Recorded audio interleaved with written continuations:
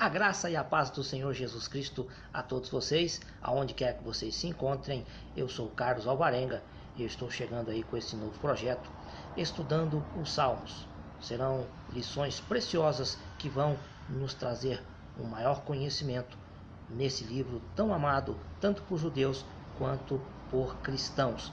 Fique comigo e vamos aprender mais sobre esse importante livro, o livro dos Salmos. E você será muito abençoado, edificado nesses estudos. Que Deus possa nos guiar, que Deus possa nos abençoar nessa experiência no livro dos Salmos. A Bíblia está dividida em partes, e nós sabemos que uma dessas divisões é a divisão chamada poética.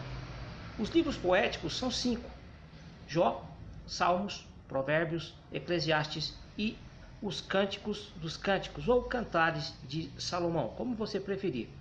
Os livros de Jó, Provérbios e Eclesiastes são tidos como livros de sabedoria, livros sapienciais ou até mesmo livros filosóficos.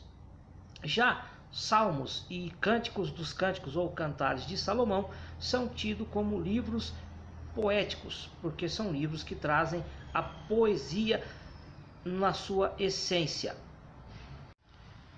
Salmos ou Saltério é o 19º livro da Bíblia. Tem 150 capítulos, 2.461 versículos. Possui diversos autores. Pelo menos 7 são identificados: Davi, Asaf, os filhos de Corá. Nós temos também Moisés, Salomão, Etã e Emã entre os autores, além daqueles salmos tidos como anônimos. A composição do livro de Salmos foi uma composição gradual, ele foi sendo composto aos poucos. Acredita-se que o primeiro salmo tenha sido escrito por Moisés, que é o salmo de número 90, e o último dos salmos ele foi escrito no período pós-exílio babilônico. Um exemplo desses salmos pós-exílicos é o salmo de número 119. E acredita-se que quem deu a forma atual ao livro, quem organizou o livro da forma que o temos, foi Esdras. O livro dos Salmos continua sendo insubstituível como guia devocional, livro de orações e inário do povo de Deus em todas as épocas. O seu título hebraico, ou seja, o seu título original, era Terrilim. E a tradução grega do Antigo Testamento, a famosa Septuaginta, empregou o termo psalmos, sendo que esse termo quer dizer um cântico entoado acompanhado de um instrumento de cordas. A Vulgata, que é a tradução latina do Antigo Testamento, chamou o livro de Psalmodium, e esse termo vem de psalterium, instrumento de cordas, e o nosso nome é Salmos. Nós temos nos Salmos muitas manifestações da alma, das emoções humanas. Nós temos nos Salmos, por exemplo, cânticos de louvor, nós temos oração, nós temos a confissão, arrependimento, adoração, ações de graças, lamentos e imprecações. Os salmos eles revelam os diversos sentimentos da alma humana. Os salmos eles expressam todas as emoções que o fiel encontra durante a sua vida, sejam elas louvor a Deus ou amor a Deus, sejam elas ira contra aqueles que praticam a iniquidade, o mal, o pecado, a violência, o dolo. Encontramos também nos salmos lamento e perplexidade, e também apreço pela verdade de Deus. Algumas curiosidades sobre o livro dos Salmos. Talvez o livro dos Salmos seja o mais amado, o mais conhecido e o mais lido pelos cristãos. Os Salmos são até alvo, de algum tipo de superstição. Quem nunca se deparou com a Bíblia aberta no Salmo 91? Os Salmos são o inário de Israel, o inário da igreja. Quantas canções nós não temos baseadas no livro dos Salmos? O Salmo de número 117 é tido como o capítulo central da Bíblia Sagrada. Aliás, há outra curiosidade sobre o Salmo 117. Ele é o menor capítulo da Bíblia. Ele tem apenas 2 versículos. Uma outra curiosidade dos Salmos é que o verso 8 do Salmo de número 118 é considerado o versículo central da Bíblia Sagrada. O maior capítulo da Bíblia também está no livro dos Salmos, que é o Salmo de número 119. Esse salmo tem 176 versículos. E o livro dos Salmos é o livro do Antigo Testamento mais citado pelo Novo, ou no Novo Testamento. 186 citações do livro dos Salmos podem ser encontrados nas páginas do Novo Testamento. O livro de Salmos ele está repleto de emoções. Vamos ver algumas delas nas suas páginas. Por exemplo, lá no Salmo 32 e o verso 3, um sentimento de culpa. Enquanto calei os meus pecados, envelheceram os meus ossos. Temos também o salmista num sentimento de desânimo, de abatimento. Salmo 42, verso de número 5. Por que estás abatida, ó minha alma? Por que te perturbas dentro em mim? Sentimento de inveja. Lá no Salmo 73 e o verso 3, palavras de Asaf. Eu invejava os arrogantes ao ver a prosperidade dos perversos. Mas há também sentimentos de alegria. Salmo de número 98 e o verso 1. Cantai ao Senhor um cântico novo, porque Ele tem feito maravilhas. A sua destra e o seu braço santo lhe alcançaram vitória. Então, Salmos traz para nós uma gama de emoções. É isso que nós vivemos no nosso dia a dia. Então, Salmos tem muito a ver com a nossa vida cotidiana. Olha o que algumas personalidades da história da igreja falaram acerca do livro dos Salmos. Martinho Lutero considerava os Salmos como a mini-bíblia. João Calvino, o reformador lá francês, ele dizia que os Salmos são a anatomia da alma. Agora, uma declaração que eu gosto muito acerca do livro dos Salmos, ela foi feita pelo Meyer Pearman, um estudioso das Escrituras. Ele disse o seguinte sobre o livro dos Salmos: a alma do crente pode ser comparada a um órgão cujo executor é Deus. Nos Salmos, percebe-se como Deus toca todas as emoções da alma piedosa, produzindo cânticos de louvor, confissão, adoração, ações de graças, esperança e instrução. Até hoje, não foi achada linguagem melhor para que nós nos expressemos diante de Deus. As palavras dos Salmos são a linguagem da alma. Você sabia que o livro dos Salmos tem uma quíntupla divisão? É isso mesmo. Dentro do livro dos Salmos nós temos uma divisão em 5 grupos. O primeiro grupo vai do Salmo 1 ao Salmo de número 41. O segundo grupo, Salmo 42 ao Salmo de número 72. O terceiro grupo é o Salmo 73 até o Salmo de número 89. O quarto grupo vai do Salmo 90 ao Salmo de número 106. E o quinto grupo vai do Salmo 107 até o último Salmo, que é o Salmo de número 150. Ao final de cada grupo de Salmos, o último versículo marca o final daquele grupo. Por exemplo, o versículo 13 do Salmo 41 faz a transição entre o primeiro grupo e o segundo grupo. Algo também interessante é uma correlação que existe entre os 5 grupos de Salmos com os livros do Pentateuco.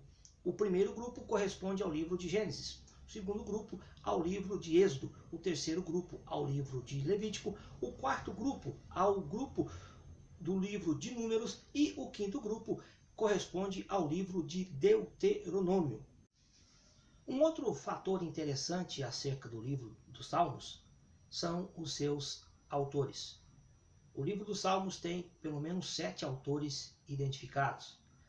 Davi compôs 73 salmos, Asaf 12 salmos. Os filhos de Corá, ou os coreitas, compuseram 11 salmos. Salomão 2 salmos, Moisés, Etã e Emã 1 salmo cada um.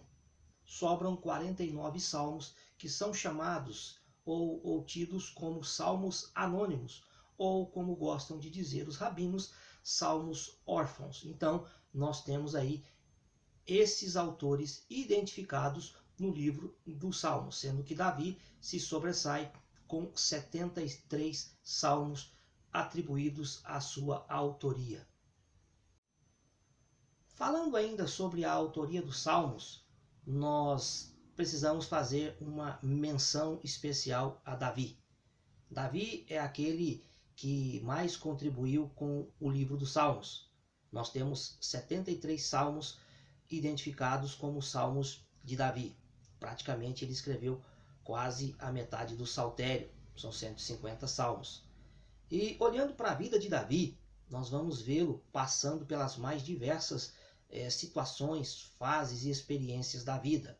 Davi foi pastor de ovelhas, Davi foi comandante dos exércitos de Saul, Davi foi fugitivo, Davi foi rei em Israel, Davi foi pai, Davi foi adorador, Davi foi poeta. Nós temos muitos cânticos, nós temos salmos que também não estão incluídos no saltério. Lá em 2 Samuel, capítulo 23, e o verso 1, se faz a seguinte observação acerca de Davi. Davi, o mavioso salmista de Israel. Esse homem realmente tinha uma vida voltada para a adoração a Deus. Os salmos também têm as suas características literárias. Nós temos nos salmos imagens muito ricas, muito fortes. Por exemplo, nós temos nos salmos metáforas. O Senhor é o meu pastor, é o nosso sol, o nosso refúgio, o nosso escudo. Os salmos também têm analogia. O justo é comparado a uma árvore frutífera, já o ímpio é comparado à palha. Nós temos, por exemplo, o antropomorfismo, que é atribuir a Deus características humanas, para ele ser melhor entendido, compreendido por nós. Por exemplo, o Salmo fala sobre as mãos do Senhor, o braço do Senhor, a face do Senhor. Nós temos também a hipérbole. O que é hipérbole? Hipérbole é um exagero. Lá no Salmo 6, o verso 6, o salmista diz assim: toda noite faço o meu leito nadar. Ou seja, ele diz aqui que está chorando de tal forma que as suas lágrimas se transformam num rio que leva a sua cama. Então, nós temos nos Salmos esse tipo de linguagem, uma linguagem forte, uma linguagem viva que interage com os nossos dilemas. Tipos de salmos. Como falamos, existem diversos tipos de salmos. Nós temos, por exemplo, hinos. Nesse tipo de salmo, toda a congregação louva a Deus por suas obras e também por seus atributos. Um exemplo de salmos nesse tipo é o Salmo de número 105. Nós temos, por exemplo, queixas da comunidade. Queixa por problemas, derrotas na guerra, seca, fome, calamidades. Salmo 74, Salmo 83. Nós temos queixas individuais.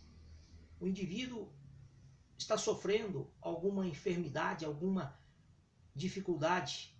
Salmo de número 5, Salmo 13, Salmo 51.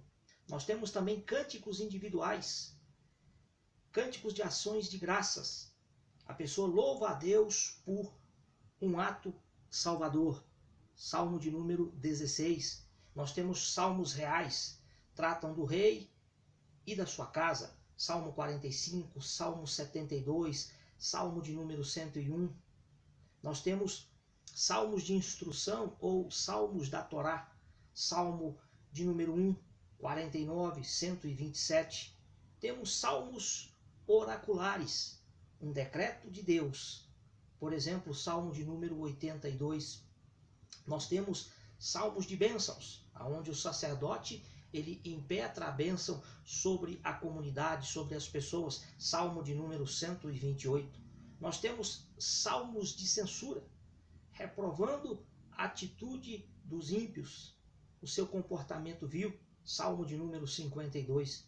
Nós temos também salmos de confiança, salmos que expressam, apesar da adversidade, a confiança em Deus, no livramento que o Senhor há de proporcionar. Salmo de número 11 é um exemplo desse tipo de salmo.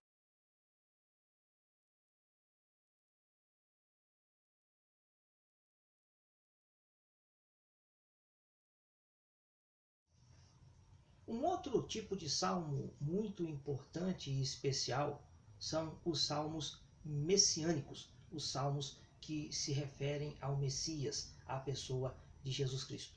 No Evangelho de Lucas, no capítulo 24, e o verso de número 44, nós lemos o seguinte: A seguir, Jesus lhes disse: São estas as palavras que eu vos falei, estando ainda convosco. Importava se cumprisse tudo o que de mim está escrito na lei de Moisés, nos profetas e nos salmos. Os salmos messiânicos falam a respeito do ministério do Senhor Jesus. Por exemplo, fala da sua função profética, Salmo 22 e o verso 22. Sua função sacerdotal, Salmo 40, versos 6, 7 e 8. Salmo 49, Salmo de número 110. Da sua função real, Salmo 2, Salmo 21, 45 e também o 72. Fala dos seus sofrimentos. O Salmo 22 descreve de forma precisa os sofrimentos do Senhor Jesus ali na cruz do Calvário. E também o Salmo de número 69. Temos o Salmo que fala da sua ressurreição, Salmo 16. E é interessante que nós temos uma tríade de salmos que se combinam muito bem. Salmo 22, Salmo 23 e Salmo 24. No Salmo de número 22, nós temos o pastor sofredor, aquele que dá a sua vida pelas ovelhas. No Salmo de número 23, nós temos o pastor protetor, aquele que protege, aquele que guia, aquele que guarda e sustenta as suas ovelhas. Já no Salmo de número 24, nós temos o pastor que vem com grande glória. É o pastor que vem como rei e para reinar. Portanto, os salmos messiânicos são salmos que devem ter da nossa parte uma grande atenção.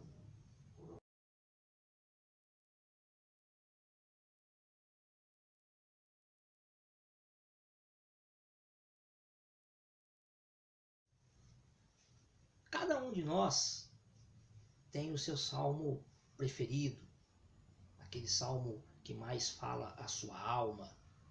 E geralmente temos esse salmo memorizado, recitamos ele de memória. Por exemplo, um salmo muito querido é o Salmo 1, que faz o contraste entre o justo e o ímpio. Bem-aventurado o varão que não anda segundo o conselho dos ímpios, que não se detém no caminho dos pecadores e nem se assenta à roda dos escarnecedores.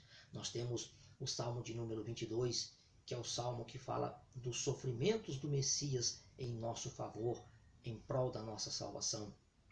Temos, por exemplo, o Salmo de número 24, o Salmo do Rei da Glória. Temos também o Salmo 37, entrega, confia, espera. Temos o Salmo de número 46, Deus é o nosso refúgio e fortaleza, socorro bem presente na angústia. O verso 10 nós gostamos muito, né? Aquietai-vos e sabei que eu sou Deus.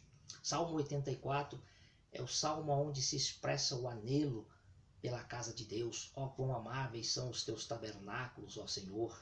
Salmo 91, salmo da proteção. Nós temos o Salmo 103, bendize a minha alma o Senhor, e tudo que há em mim, bendiga o seu santo nome. Salmo 119, o salmo que é todo dedicado a palavra de Deus. Salmo 121.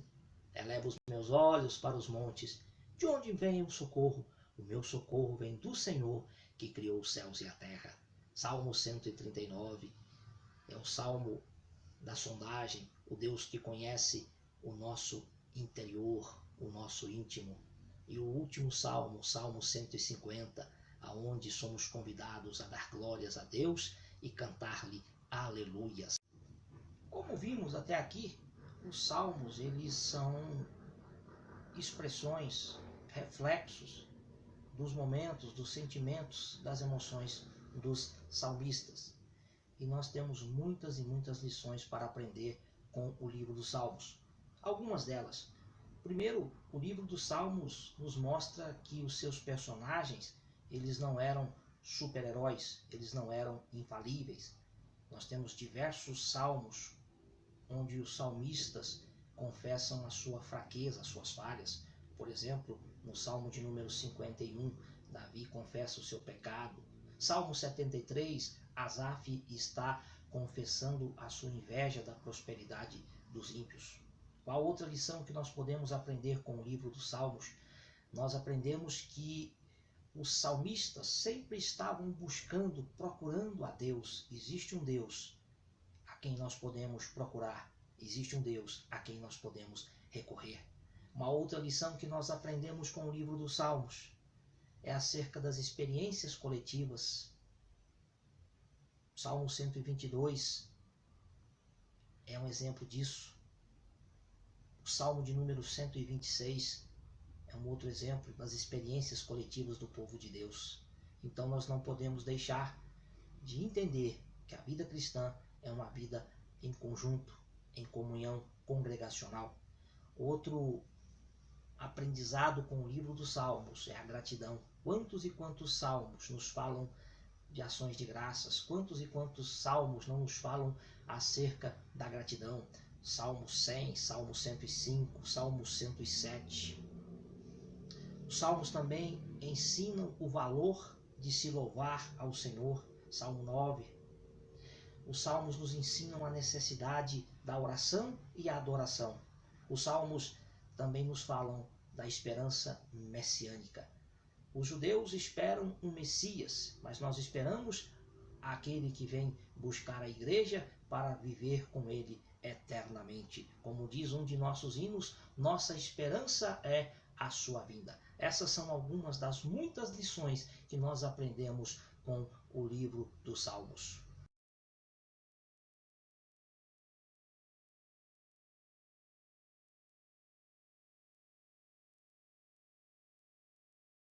Concluindo essa primeira aula, eu quero concluir dizendo: o livro dos Salmos é um indispensável guia para o louvor e a oração, tanto individual quanto coletiva, principalmente nesse tempo de tantas distorções e superficialidade doutrinária expressa em muitos dos nossos cânticos. Então vamos aprender com os Salmos a verdadeiramente adorar, bendizer e exaltar o nosso grande Deus.